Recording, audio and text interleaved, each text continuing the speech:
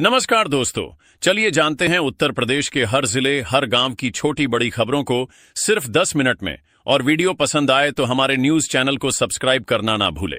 अखिलेश यादव ने chat GPT से किया सवाल, वह आरएसएस बैन। उत्तर प्रदेश में सपा प्रमुख अखिलेश यादव ने प्रेस कॉन्फ्रेंस के दौरान आरएसएस पर बैन को लेकर अनोखा बयान दिया। उन्होंने कहा, आप चैट जीपीटी पर चेक कीजिए, उसमें लिखा है आरएसएस 3 बार बैन हुआ। अखिलेश ने कहा कि सरदार पटेल ने आरएसएस को महात्मा गांधी की हत्या की साजिश के आरोप में प्रतिबंधित किया था। अखिलेश तंज कसते हुए बोले, अब चैट जीपीटी भी बैन होगा। यादवों पर टिप्पणी की तो गोली मार दूंगा। सांसद रविकिशन को फोन पर मिली जान से मारने की धमकी। उत्तर प्रदेश के गोरखपुर से भाजपा सांसद और अभिनेता रविकिशन को फोन पर जान से मारने की धमकी मिली है। यह धमकी उनके निजी सचिव के फोन पर दी गई। आरोपी अजय यादव ने कहा कि रविकिशन यादवों पर टिप्पणी करते हैं, इसीलिए जब सांसद 4 दिन बाद बिहार आएंगे तो उन्हें गोली मार दूंगा। काशी में पूर्वांचल की सबसे बड़ी धर्मशाला का उद्घाटन। उत्तर प्रदेश के वाराणसी में उपराष्ट्रपति सीपी राधाकृष्णन और मुख्यमंत्री योगी आदित्यनाथ ने पूर्वांचल की सबसे बड़ी 10 मंजिला धर्मशाला नाटकोट क्षेत्रम का उद्घाटन किया। कार्यक्रम के दौरान पूरा परिसर तालियों से गूंज उठा। उपराष्ट्रपति ने कहा कि इस भव्य इमारत का उद्घाटन कर वे अत्यंत प्रसन्न हैं। वहीं सीएम योगी ने कहा कि काशी अब भक्ति के साथ साथ विकास का भी प्रतीक बन चुकी है। ब्रजेश पाठक का अखिलेश को जवाब, बोले, चैट जीपीटी जैसी कृत्रिम हो गई इनकी राजनीति, बस कॉपी पेस्ट कर रहे। उत्तर प्रदेश के डिप्टी सीएम ब्रजेश पाठक ने सपा अध्यक्ष अखिलेश यादव पर पलटवार करते हुए कहा कि अखिलेश यादव की राजनीति अब चैट जीपीटी जैसी कृत्रिम हो गई है, बस कॉपी पेस्ट तक सीमित रह गई है। उन्होंने कहा कि प्रदेश में घुसपैठियों की पहचान और उन्हें मतदाता सूची से हटाने की प्रक्रिया शुरू होते ही सपा नेताओं की बेचैनी बढ़ गई है। विश्व की सबसे छोटी महिला ज्योति आमगे पहुंची रामलला दरबार। जानिए क्या कहा। उत्तर प्रदेश के अयोध्या में 14 कोसी परिक्रमा के दौरान दुनिया की सबसे छोटे कद की महिला ज्योति किशन आमगे ने रामलला के दर्शन किए। महाराष्ट्र के नागपुर की 32 वर्षीय Jyoti Guinness Book of World Records में दुनिया की सबसे छोटे कद की महिला के रूप में दर्ज हैं। ज्योति किशन ने कहा कि रामलला के बाल स्वरूप को देखकर मन अभिभूत हो गया। यह जीवन का सबसे पवित्र क्षण है। जब मैच शुरू होगा तो बैटिंग धुआंधार होगी, आजम बोले। अभी समाप्त नहीं हुई है राजनीतिक पारी। उत्तर प्रदेश के रामपुर में सपा नेता आजम खान ने कहा कि उनकी राजनीतिक पारी अभी खत्म नहीं हुई है।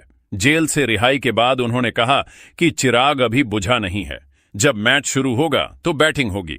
आजम खान ने बताया कि सेहत की वजह से आवाज में कमजोरी है, लेकिन राजनीति में सक्रिय हैं। उन्होंने कहा कि सुरक्षा वापस कर दी है और अब सिर्फ अपने लोगों के साथ रहते हैं। एनडीए सत्ता में आई तो माफिया का अंत होगा, बिहार के सीवान में बोले सीएम योगी। उत्तर प्रदेश के मुख्यमंत्री योगी आदित्यनाथ ने बिहार के सीवान में कहा कि अगर एनडीए सत्ता में आया तो माफिया का अंत वैसे ही होगा जैसे उत्तर प्रदेश में हुआ। उन्होंने कांग्रेस पर निशाना साधते हुए कहा कि इस पार्टी ने सरदार पटेल, बाबा साहेब आंबेडकर और डॉक्टर राजेंद्र प्रसाद जैसे महापुरुषों का अपमान किया।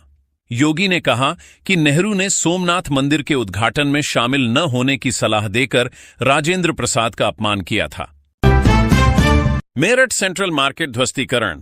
अखिलेश यादव ने कसा तंज, बीजेपी व्यापारियों को दे रही बुलडोजर का रिटर्न गिफ्ट। उत्तर प्रदेश के मेरठ में सेंट्रल मार्केट के अवैध कॉम्प्लेक्स पर हुई ध्वस्तीकरण कार्रवाई के बाद सियासत गर्मा गई है। सुप्रीम कोर्ट के आदेश पर चली कार्रवाई के बीच प्रभावित व्यापारियों ने मलबे पर धरना शुरू कर दिया। वहीं सपा अध्यक्ष अखिलेश यादव ने भाजपा पर तंज कसते हुए कहा कि बीजेपी व्यापारियों को बुलडोजर का रिटर्न गिफ्ट दे रही है। यूपी के सिद्धार्थनगर में बेकाबू ट्रक ने भेड़ों के झुंड को रौंदा, 150 मरी, 100 से ज्यादा घायल। उत्तर प्रदेश के सिद्धार्थनगर में ढेबरुआ थाना क्षेत्र के पास एक बेकाबू ट्रक ने भेड़ों के झुंड को कुचल दिया। हादसे में करीब 150 भेड़ें मौके पर ही मारी गईं और 100 से अधिक घायल हुईं। ट्रक की टक्कर से पास खड़ी एक पिकअप वैन भी क्षतिग्रस्त हो गई और चालक घायल हो गया। पुलिस ने तुरंत कार्रवाई करते हुए ट्रक को जब्त कर चालक को हिरासत में ले लिया है। लखनऊ में फर्जी जन्म मृत्यु प्रमाण पत्र बनाने वाले गैंग के 5 बदमाश अरेस्ट। अब तक 1,40,000 फर्जी सर्टिफिकेट कर चुके हैं जारी। उत्तर प्रदेश की एसटीएफ ने लखनऊ में फर्जी जन्म और मृत्यु प्रमाण पत्र बनाने वाले संगठित गिरोह का भंडाफोड़ किया है। टीम ने 5 आरोपियों को गिरफ्तार किया जो फर्जी वेबसाइट और सॉफ्टवेयर के जरिए अब तक 1,40,000 जन्म और 2,500 मृत्यु प्रमाण पत्र बना चुके थे। आरोपी हर सर्टिफिकेट के 600 से 1,000 रुपए तक वसूलते थे। हमारे ऊपर भी बुलडोजर चलवा देते। मेरठ में कॉम्प्लेक्स ध्वस्तीकरण पर फूटा व्यापारियों का गुस्सा। उत्तर प्रदेश के मेरठ सेंट्रल मार्केट में ध्वस्तीकरण के बाद व्यापारियों का गुस्सा थम नहीं रहा है। सुप्रीम कोर्ट के आदेश पर हुई कार्रवाई के विरोध में व्यापारी धरने पर बैठे हैं। इसी दौरान बीजेपी नेता विनीत शारदा को एक महिला व्यापारी ने फटकार लगा दी, जिसका वीडियो वायरल हो गया।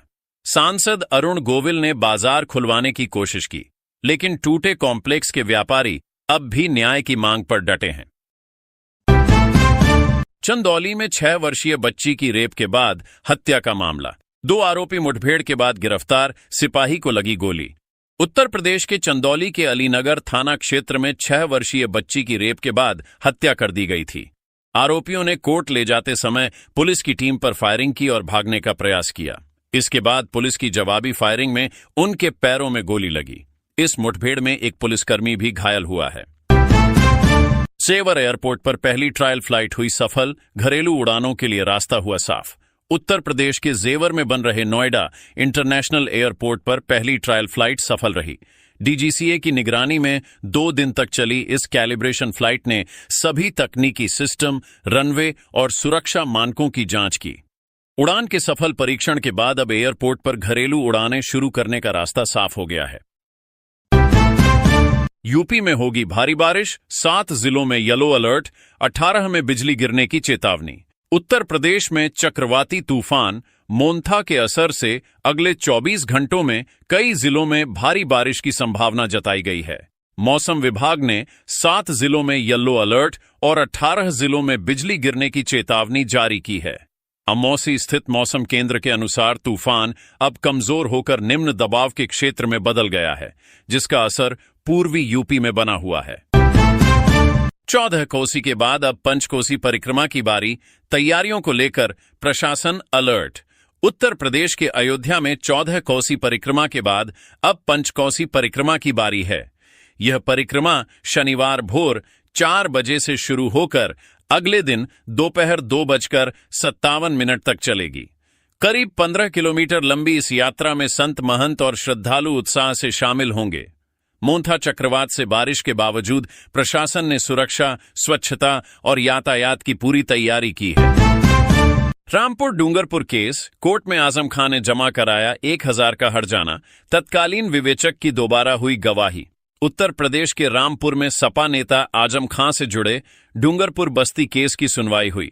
इससे पहले आजम खान ने अदालत में 1,000 रुपए का हर्जाना जमा किया। वर्ष 2019 में गंज थाने में डूंगरपुर बस्ती को खाली कराने के दौरान लूटपाट और मारपीट के आरोप में यह मुकदमा दर्ज हुआ था। अदालत ने अब मामले की अगली सुनवाई 10 नवंबर के लिए तय की है। सपा ने की 85 प्रवक्ता और पैनलिस्ट की नई सूची जारी। नेशनल, रीजनल और सोशल मीडिया टीम का हुआ ऐलान। उत्तर प्रदेश में समाजवादी पार्टी ने मीडिया में अपनी मौजूदगी मजबूत करने के लिए प्रवक्ताओं और पैनलिस्ट की नई सूची जारी की है। इस सूची में कुल 85 नाम शामिल हैं। इनमें राष्ट्रीय स्तर पर 33, क्षेत्रीय स्तर पर 37 और सोशल मीडिया टीम में 15 लोगों को जिम्मेदारी दी गई है। सपा का यह कदम आगामी चुनावों की तैयारियों का हिस्सा माना जा रहा है।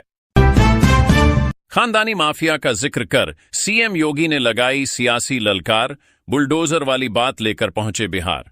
उत्तर प्रदेश के मुख्यमंत्री योगी आदित्यनाथ ने बिहार विधानसभा चुनाव प्रचार के दौरान विपक्ष पर सियासी हमला बोला।